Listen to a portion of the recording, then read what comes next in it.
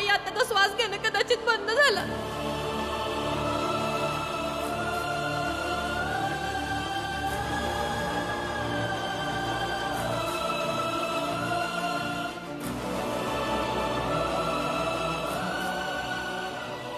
हे घ्या. खाली खाली खाली.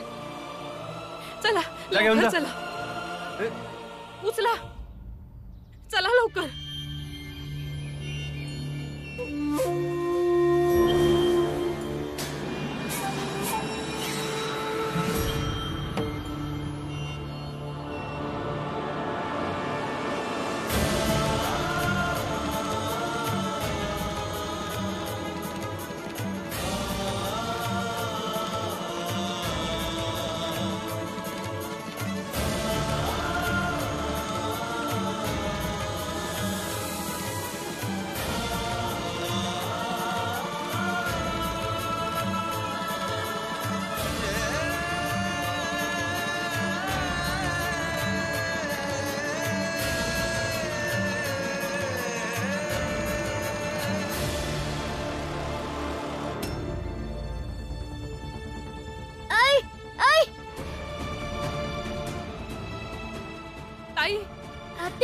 आता काय झालं? आत्याला काय झालं? नंतर सांगते. आधी घेऊन चला वैद्य बुवांकडे. मी समजू शकते गुरुजी. चला. कबीर देवल डही पड़ा ईट भई सेवा करीच जारा सुप्रीतड़ी जुड़हे न दूजी बार.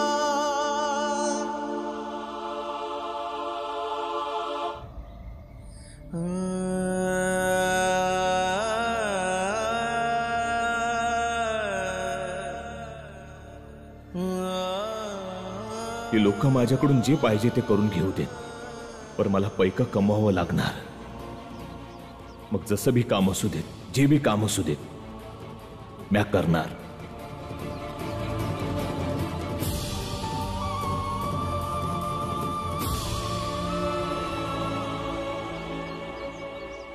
रामजी हे सुद्धा धुवा.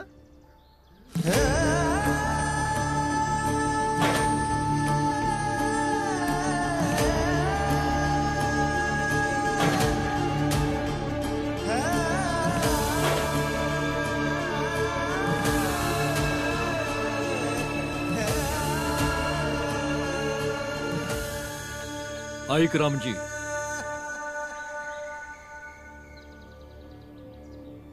याला घालून भांडे घासशील म्हणजे तुझ्या हाताचा स्पर्श या भांड्यांना होणार नाही.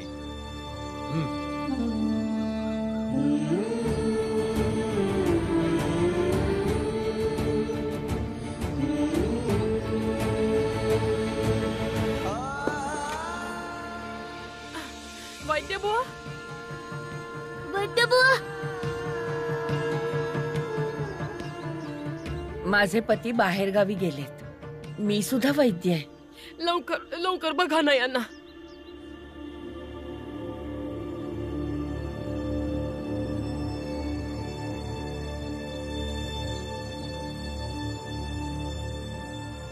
कधी झालं हे? कधी झालं, कसं झालं काही माहित नाही. घरून बाहेर गेली होती, लाई येण्यापर्यंत आलीच नाही तर शोधाया गेलो तर बेशुद्ध पडलेली दिसली. लवकर बघा ना यांना. ठीक आहे, तुम्ही पटकन यांना आत घ्या. बाय.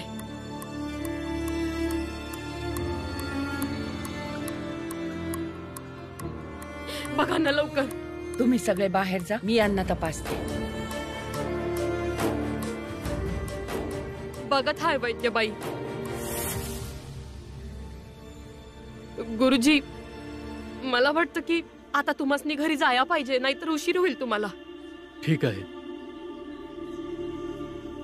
भीमाबाई, कुठल्याही गोष्टीची गरज असेल तर मला नक्कीच कळवा. धन्यवाद गुरुजी.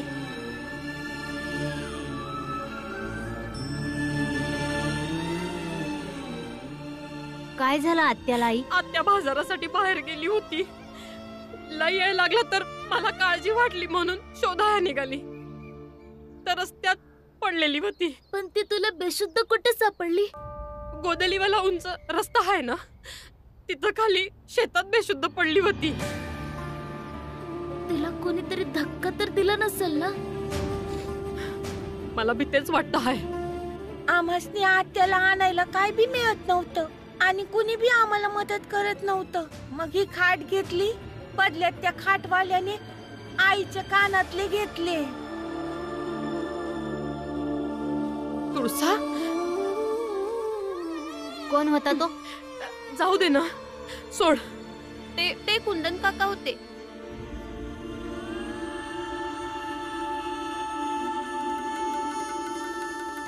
काय झालं? कशी आहे ताई? ठीक आहे ना?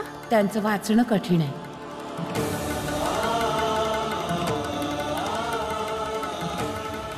तुम्ही देवावर विश्वास ठेवा.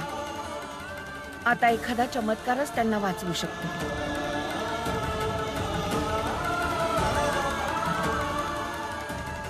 नाही नाही, असं नका म्हणू. आई, आई, आई, आई, आई.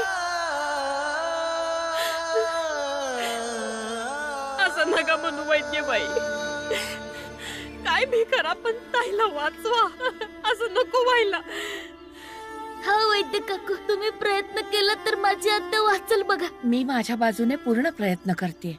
बाजारातून काही औषधं आणावी लागतील, जी सूर्याच्या पहिल्या किरणाबरोबर त्यांना द्यावी लागतील. भीमाबाई, तुमचे पती कुठे आहेत? ते कामावर गेलेत गोरेगावला. लय लांब आहे इथून. पर वहिनी, मी जाऊन औषध घेऊन येतो. तुम्ही काळजी करू नका. वैद्यबाई, ते लिहून द्या मला काय काय औषध पाहिजे ते. मी जाऊन घेऊन येतो. बरं, मी आणते लगेच. पुरंजन भाऊ, त्यांना बी तुम्ही कळवून द्या गोरेगावला जाऊन. वहिनी, मी त्याच रस्त्याने जाणार आहे. जाताना रामजीला सांगतो. चला घरी चला, तुम्हाला पैका देते औषधीसाठी. आई, तुझा काकाच्या बरोबर आम्ही समधी इथंच थांबतो. तू चिंता करू नको. आणि पुरंजन काका, तुम्ही त्याच रस्त्याने जाणार असेल तर मला बी घेऊन चला. मी बी तुमच्या सोबत येतो औषध घ्यायला आणि बाबांना बी ही बातमी सांगतो. काळजी घे. वय, चला. मी जाऊन येतो आनंद दादा. थांब. कुठे जातोस? पाणी पिऊन येतो. आई, मी आलो. आई, कुठे गेले आत्या? आई कुठे होते? काय झालं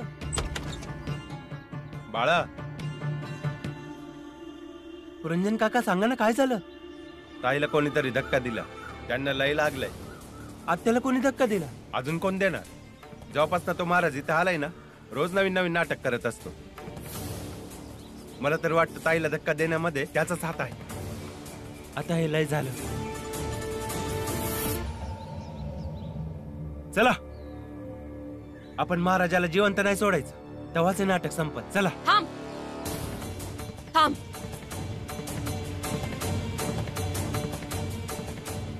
सोड सोड सोड सोड सोड ना. हे घे घे घे घे घे, पकड. जा जा, महाराजाला मारून टाक. हा, मग ते येणार. तुझ्या आई बाबा काका समद्यांना मारून टाकतील. तुझी लहान बहीण आहे मंजुळा, तुळसा, समद्यांना मारून टाकतील. तू परत जा, अजून कोणाला तरी मारून ये. ते परत येतील आणि शेवटी तुला, भीमाला, आनंदला मारून टाकतील. तेव्हा जाऊन खऱ्या अर्थाने नाटक संपन. हा, जा जा. अरे जा ना. पर वहिनी, असं गपगुमान बसलो तरी बी ते लोक आपल्याला असंच मारतील. हे घ्या पैका, घ्या औषधीसाठी. मी हात जोडते भाऊ, औषधीसाठी पैका घ्या घ्या. पर आई, पुरंजन काका बी तर खरंच बोलताय ना. लढाई आणि शक्तीनंच निर्णय झाला पाहिजे ना. बळायलाही झाला आता. मी थकलीये. बस कर आता समज. यो लढाई आणि शक्तीचा खेळ माझ्या जिवंतपणी नाही होणार. बाळा, अरे तुझी आत्या तिकडं जीवन मरणाच्या दारात आता उभी हाय बाळा.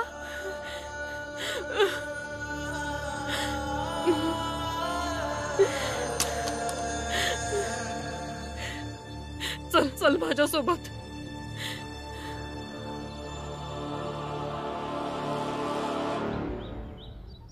कुंदन काका, कुंदन काका. काय झालं? कशाला ओरडतोस भीमराव? वरडत नाही आहे, काहीतरी सांगाया आणि समजवायला आलोय. आता माझ्याकडे काही समजण्यासाठी वेळही नाहीये आणि मला काही समजूनही घ्यायचं नाहीये. चल जा इथून. जे आईचं दागिनं तुम्ही घेतलं आहे ते माझ्या आजीने माझ्या आईला दिलं होते आणि खाटीचे जे पैके होतील ते आम्ही तुम्हाला परत देऊ. आईचं ते दागिने आम्हासनी परत देऊन टाका. नाही दिले तर? तरी बी द्यावंच लागतील. धमकी देतोयस? नाही, माझा संकल्प सांगतो आहे. तो संकल्प जो न्याय मागण्याचा आहे. आपल्या आईसाठी तिचा मुलगा न्याय मागायला आला आहे आणि एवढ्या दिवसांपासून तुम्ही आम्हासनी ओळखता, तर एवढं तर तुम्हासनी माहीतच असेल का मी न्यायासाठी काय बी करू शकतो. आणि म्हणूनच तुम्ही आईचं दागिनं परत देऊन टाका. तुला जे करायचं ते कर. मी काय दागिने परत करणार नाही आहे. अनेक गोष्ट लक्ष देऊन ऐक तू. तुझ्या आईने स्वतःच तिच्या मर्जीनं तिचे समते दागिने मला इथं देऊन गेली. समजलं तुला? समजलं, पण एखाद्याच्या गरजेला त्याची इच्छा समजून तुमचं पाप कमी नाही होऊ शकत. फक्त हेच सांगायला आलो होतं.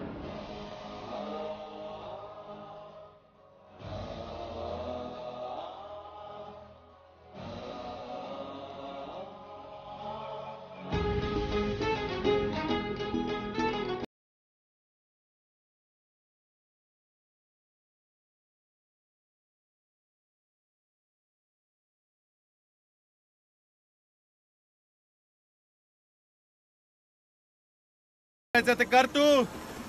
त्या तुझ्या आईचे दागिने परत करणार नाही हाय.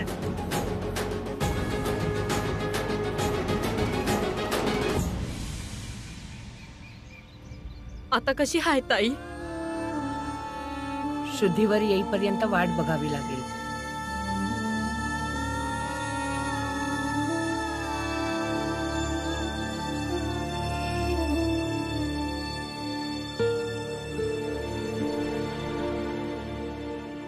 आनंद, बाळा भीम कुठं आहे?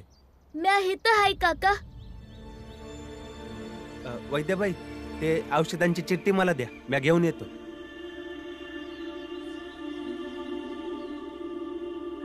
भीम, इकडे ये. पाणी प्यायला.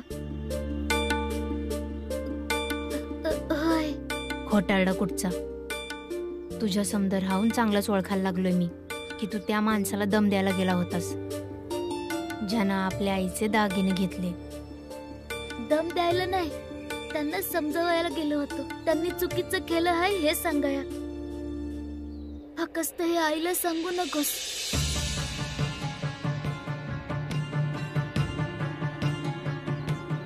ही काही औषधं मी लिहून दिली आहे, तुम्ही घेऊन या. वय घेऊन येतो म्या. भीम बाळा चल.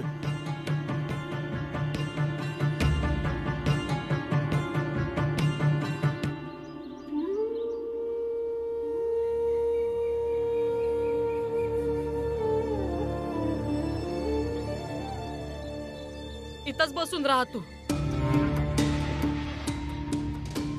तू असंच मला इथे बसून ठेवलं ना, ते रोज काय ना काय करत राहतील.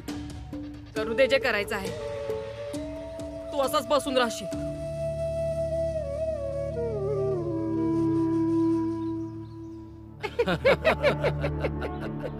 योग्य केलंस, अगदी योग्य केलंस. तसंही दागिने घालून सुशोभित होण्याचा अधिकार फक्त स्पृश्य जातीच्या लोकांना आहे. तू आधी आम्हाला खूप प्रसन्न केलेला आहेस आणि आताही आम्ही खूप प्रसन्न झालोय. आणि आम्ही प्रसन्न झालो म्हणजे देव प्रसन्न झाला आणि देव प्रसन्न झाला म्हणजे तुझ्यावर त्याची कृपा नक्कीच होणार. महाराज, त्या भीमरावनं याला दम दिलाय. याला म्हणलं की त्याचे दागिनं परत कर, नाही तर तो न्यायाची लढाई लढणार. होय महाराज, धमकी देऊन गेलाय मला. महाराज, त्या भीमरावच्या तोंडून न्यायाची लढाई लढणार असं ऐकूनच लय काळजी वाटते. माहित नाही आता तो काय करल. काही ना काही तर तो नक्कीच करेल. बघूया. पण तू या दागिन्यांना अजिबात परत करायचं नाहीस. मग काहीही हो, काही किंमत चुकवावी लागो. कारण हे प्रकरण समजून घे, हा विषय फक्त दागिन्यांचा नाही, तर दागिन्यांबरोबरच आपला स्वाभिमान परत मिळवण्याचा सुद्धा आहे. जशी आपली आज्ञा महाराज. आणि आम्ही सगळे तुझ्या सोबत आहोत कुंदन. काळजी करण्याची गरज नाही तुला. महाराज, तुम्ही देवाशी संपर्क करून त्यांना सांगा ना की त्या भीमरावच्या आत्याचा जीव घे म्हणावं. वय महाराज. तेव्हा कुठे जाऊन आमच्या मनाला शांती मिळेल. रामजी, काय शेठजी? 2 गोष्टी तुझ्याबद्दल कानावर आल्या. एक, तू काम खूप मन लावून करतोस, हं? आणि दुसरी, तुला स्वतःवर खूप जास्त अभिमान आहे. पहिली गोष्ट तर तुझी पूर्ण होत आहे. इथे रात्रंदिवस काम सुरू असतं. झाडू, धुणं, भांडी, खूप काम आहे. खूप मन लावून काम करायचं, हं? राहिला प्रश्न दुसऱ्या गोष्टीचा, तर तुला अभिमान खूप आहे. हे खूप चुकीचं आहे. तुमच्यासारख्या अस्पृश्य जातीतल्या लोकांमध्ये जर काही वेगळं असायला पाहिजे तर तुमच्या जातीवर तुम्हाला लाज वाटायला पाहिजे. पण आमची सेवा करण्याचं भाग्य लाभलं आहे, तर त्यावर अभिमान करू शकतो तुम्ही. भीमबाळा, पत्ता तर इथलाच आसपासचा होता. कोणाला तरी विचारूया. अहो दादा, ऐका ना. बोला. इथं कुठं मसाल्याचा कारखाना आहे का, जिथं रात्रंदिवस मसाल्याचं काम होतं? तुम्हाला माहिती आहे का? हा, इथं जवळच आहे. ओढून डाव्या अंगाला वळा. इथून का? हा. धन्यवाद. चल. अच्छा रामजी. काय शेठजी? एक गोष्ट सांग, तुझ्या घरचे काय समजत असणार की तू इथे काय नोकरी करतोयस म्हणून? अरे काहीतरी बोल. जर नाही सांगितलं तर तुला नोकरीवरून काढून टाकू. चूप राहणारा मजूर मला आवडत नाही बरं का? नाही नाही शेठजी, मी सांगतो. त्या लोकांना वाटत असणार की मी इथं जमा खात्याचं काम करतोय, कारण त्यांना माहित आहे की हे काम मी चांगल्या प्रकारे करू शकतो. याच्या आधी मी जिथं काम करत होतो ते जमा खात्याचंच काम होतं. पण तू तर इथे भांडी घासण्याचं काम करत आहेस.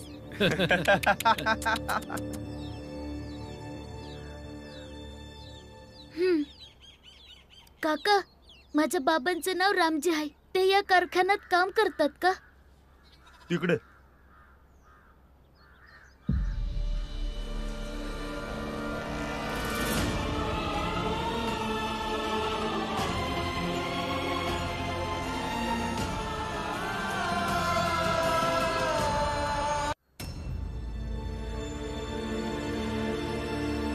अव शेठजी, ते जे तिसऱ्या ओळीत लिहिलंय ना, ते त्याच्या हिशोबात जरा चूक आहे. म्या करून देतो. द्या ना, द्या.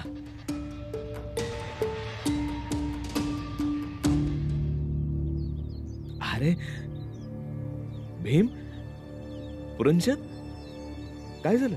तुम्ही इथे का आलात? रामजी, तुझ्या लायकीचं काम कर तू.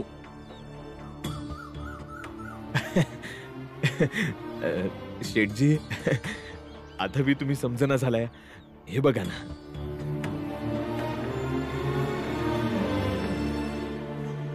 आणि तुम्ही माझी लायकी बघताय. हे बघा, हे ठीक झालं. हे घ्या. चला.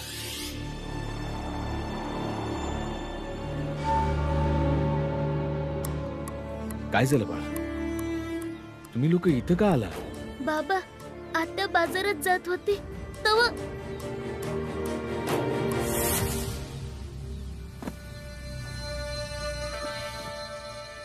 शेठजी, रामजी तर लय मुजर माणूस निघाला. आपल्या पोराला बघून एकदमच बदलला. अहो, म्या सांगतो याला आताच नोकरीवरनं काढून टाका.